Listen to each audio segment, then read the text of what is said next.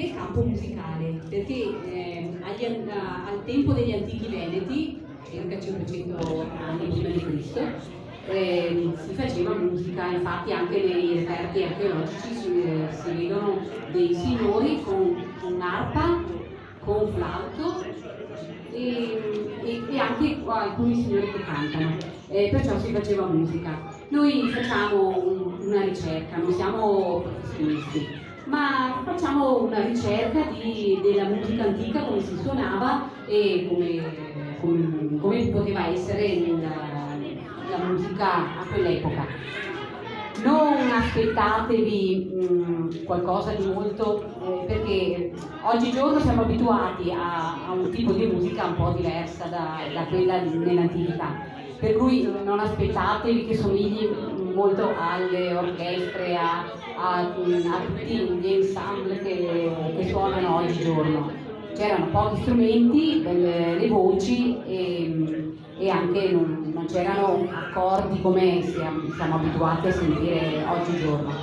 Però prendetela così come uno studio.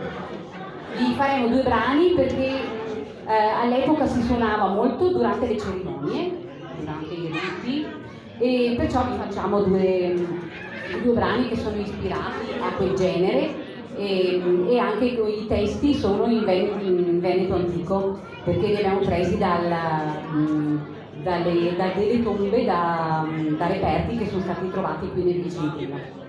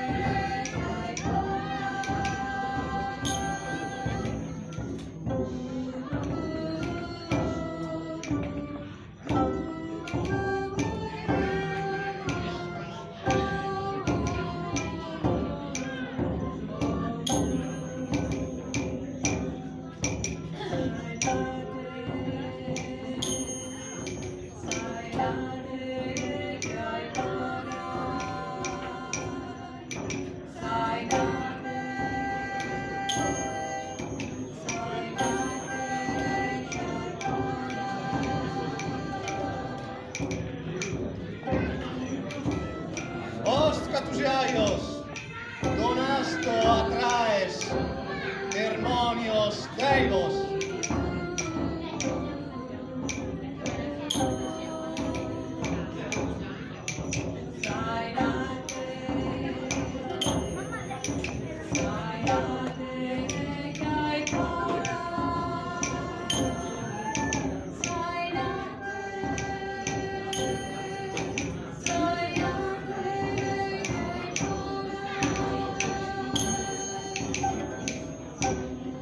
Alcon nometlon, Sinos enogenes vilcenis, Orvionte donasto san.